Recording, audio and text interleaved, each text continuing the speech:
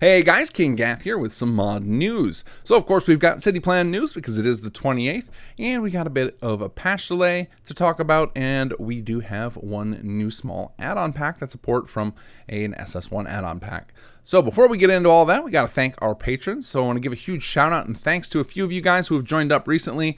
It still blows my mind every time when I log on to Patreon and see that more people are signing up after years of doing this. It's freaking incredible. You guys are awesome. I'm going to shout out a few of you. I know some of you will have joined up since I snipped the list of the latest patrons, so my apologies for not getting your name called out today. I will get to you in the next few videos.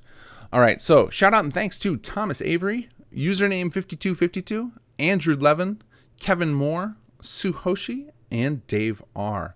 Also want to say shout out and thanks to folks who have been donating through Nexus, through the link on there. I get those, they come in through PayPal. We put all of those funds in the same spot, the same as where the Patreon funds go, and that's just to cover the costs of development, whether it be replacing hardware for folks or making sure they have the latest and greatest contraptions like motion cap suits and stuff so that we can do cooler things.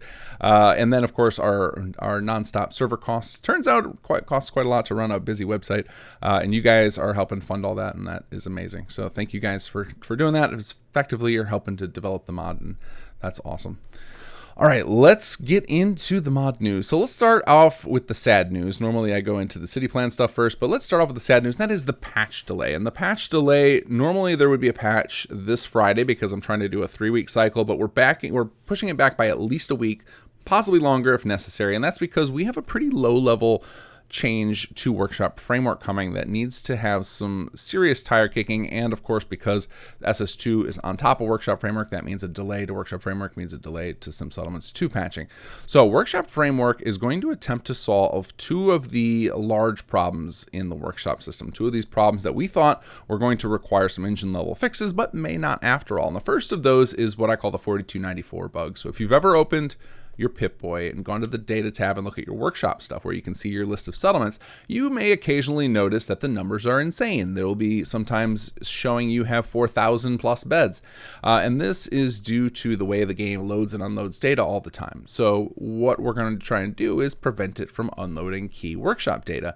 And by consequence, while it may also fix, in addition to the 4294 bug, this may also prevent and fix the power grid corruption. The one that has been my sworn enemy for many a year.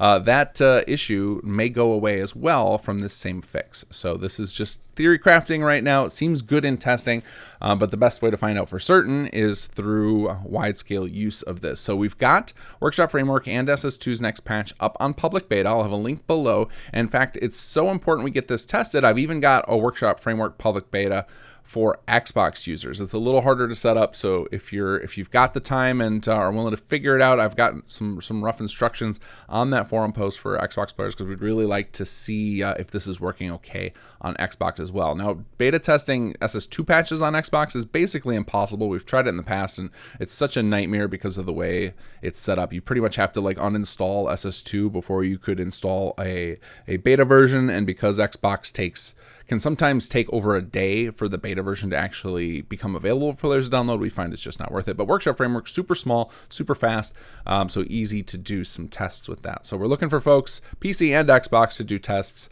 of a new Workshop Framework patch and a new SS2 patch, because the SS2 patch will also have a lot of fixes in it as well. We've been focused heavily on bug fixes. We haven't really dove too much into quality of life stuff lately because we just want to get all these system bugs worked out, because we've got some pretty massive new systems coming in Chapter 3, and we don't want to pile on new systems onto buggy systems. So we've been very, very focused on systems code lately. So those fixes are available for you guys now to check out in the public beta. And because we're delaying, SS2 the patch will continue to get more stuff in it, because myself and a couple others are still working on things regardless of the patch cycle Workshop Framework.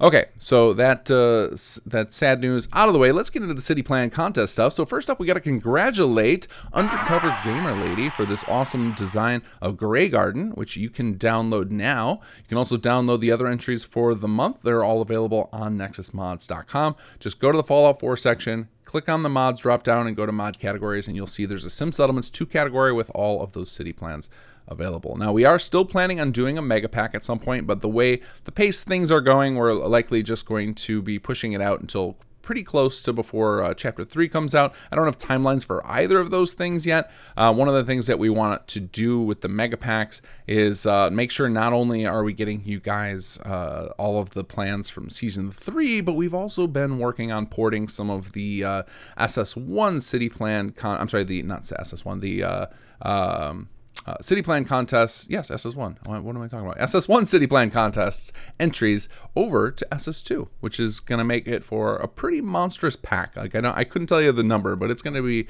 I imagine several hundred city plans are going to come at you guys. I know Mega Pack at some point. Of course, we have to deal with the wonderful script data limit that we've all come to know and hate, and we'll come up with some solutions to that. Not necessarily letting you get all of them, but in the way we package it, we'll make sure when we do the Mega Pack, we do something similar to what we did with the SS1 Mega Packs, where we have them set up in a way that you can download them piecemeal in chunks so that you can get what you want without pushing your game over the script data limit. If you don't know what I'm talking about, the script data limit, don't worry about it right now. All that information will come out when we eventually get the Mega Pack out there. But the reason I mentioned the Mega Pack now is because we are doing these kind of Season 3 post city plans, and some of you guys may have been wondering where they're going to end up. The goal is for all the Season 3 ones, even the post-season after the Masters, to end up in the Season 3 city plan pack when we eventually release that. The Season 4 city plan contest will start probably a month or two after Chapter 3 comes out, and it'll be a Chapter 3 focused set of city plan contest rules, which is why we're delaying and not just starting Season 4 sooner.